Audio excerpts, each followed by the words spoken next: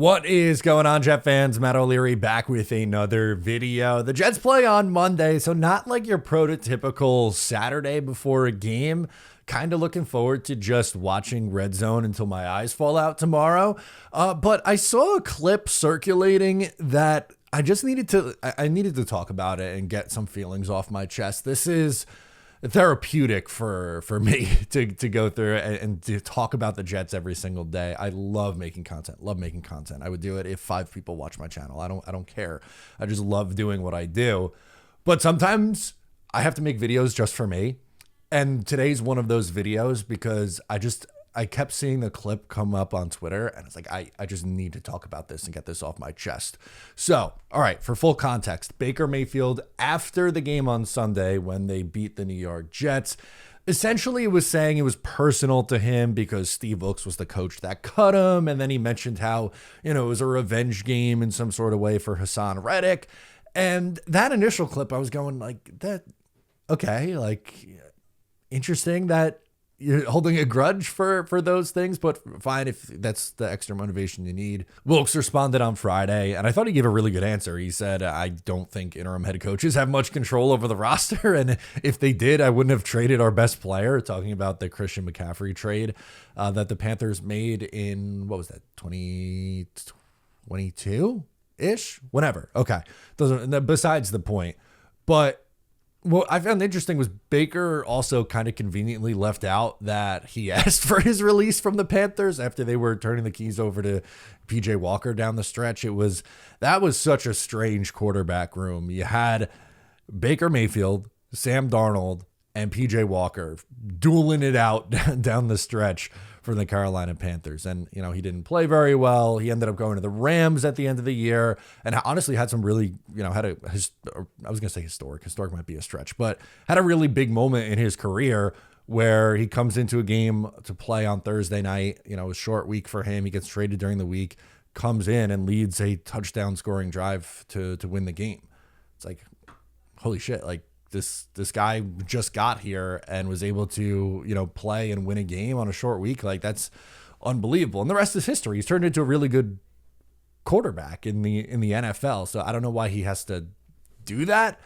And it got worse for me this week because Baker Mayfield was on a show with Mark Sanchez, and he had this to say about the game. I'll play the full clip and we'll react. I want to go into some of this pregame mindset. A lot of players were facing somebody they had history with in this game against the Jets this past Sunday, whether it was Hassan Reddick in the Jets, Todd Bowles in the Jets, you and Steve Wilks. Did it come up in conversations going into the game during the week, or where did all that start? Coach Bowles never even mentioned it. It's kind of one of those things that nobody says anything, but after him being there, and him being the last guy to take them to the playoffs, I think that's a big deal. And then obviously Hassan coming in, getting to know him a little bit more just throughout the offseason and whatnot, hearing all the chaos that he went through. You just know that it means more to those guys. And obviously my history with Steve Wilks. So, it's not that the game's about that, but it's just a little bit extra motivation for the guys something to rally behind. That's as competitors at the highest level of football, you try and find anything you can to motivate yourself a little bit extra. And so when you have some stories like that'll help you out along the week. So Todd Bowles was the last Jets coach to make the playoffs with the Jets. I must be in an alternate timeline because I don't remember that. You're telling me that he actually got his team off the bus in Buffalo week 17 10 years ago? My whole life, the last 10 years of my life has been a lie? Oh, no, Baker Mayfield was just wrong. He had a winning record. He was the last Jets coach to have a winning record. I guess you could hang your hat on that. They went 10-6 and missed the playoffs and had a win-and-in situation against a inferior opponent that year, the Buffalo Bills. They actually lost twice to Buffalo that year. Jets go 10-6. Buffalo was, 8-8, maybe 7-9? Whatever the story was with them. But that was one of the more frustrating games as it was a windy, cold day in Buffalo, and they ran Chris Ivory 6 times. They benched him for whatever reason. It was Bilal Powell didn't play because he was a little banged up, and it felt like, at least to me, that they were trying to get him healthy for the playoffs. You had to make it first, though. Just awful game up in Buffalo. Really not very fun. And look, like Bowles coached here with the Jets from 2015 to 2018. Even with a 10-6 season in there, he was 24-40 as a head coach, 375 win percentage. His starting quarterback got punched in the face in the locker room in year one. Immediately. First year, quarterback gets knocked out, jaw broken, misses most of the season. Year two, maybe the most toxic Jets locker room situation of my lifetime. Brandon Marshall and the offensive guys versus Sheldon Richardson and the defensive guys. Just one of my least favorite Jets seasons.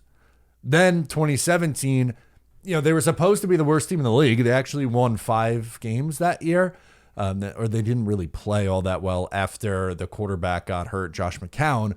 But John Morton was kind of cooking at offensive coordinator when Josh McCown was healthy. And after a solid year, he decided to fire him and hire Jeremy Bates, who, I don't know if you remember this at the time, can't even make this up if you tried, was out of the NFL for the 4 years prior. He was the quarterback coach in 2017, but the 4 years before that, he was out of the NFL and spent his time hiking in the Rocky Mountains. They picked him out of some mountain out west and said, you're going to be our quarterback coach. And, good luck to you. And, oh, yeah, by the way, you're going to now be the offensive coordinator for a rookie, Sam Darnold. Like, just some all-time dumb decisions. Todd Bowles was not a good coach for the Jets. Guess I'm glad that he's having success later in his career in Tampa Bay. But the Jets by no means did Todd Bowles dirty. They gave him 4 years, and he won 38% of his games in the 4 years. Then you get to the Hassan Reddick situation. And was there a bigger asshat than Hassan Reddick last year? I mean, just one of the more dumb contract disputes. And then when he did finally show up, the effort that he gave last year was an absolute abomination. Just flat out an abomination of an effort. So I don't really feel any sympathy towards Hassan Reddick either. Like, how did the Jets do him wrong? They give up a 3rd-round pick for the guy, and then he comes in and just doesn't try. It was embarrassing, actually, when he did show up on the field. And look, I love Baker Mayfield. That's the quarterback that I wanted for the Jets in 2018. There's a picture of me in a Baker Mania t-shirt that I had made up and a headband that I was wearing on draft day. I was still working in radio. I did a mock draft with my boys on the radio that day. And I picked Baker Mayfield to go to the Jets. I was a big fan of his. That's who I wanted. And I still like Baker Mayfield, to this day. I think it's a great story. He revived his career. He's a really fun quarterback to watch. He's clutch. He's a gamer. But this is just such a reach, man. Come on now. You're better than that, Baker Mayfield. And it just feels like another, hey, you know what? Let's take a shot at the Jets. Easy target. Just keep chipping away. Take your shots at the Jets, because what are they going to do? Anyway, just annoying to me, so wanted to come on and do a video on that today. Once again, I'm Matt O'Leary. Subscribe here if you're new. I'll catch you next time.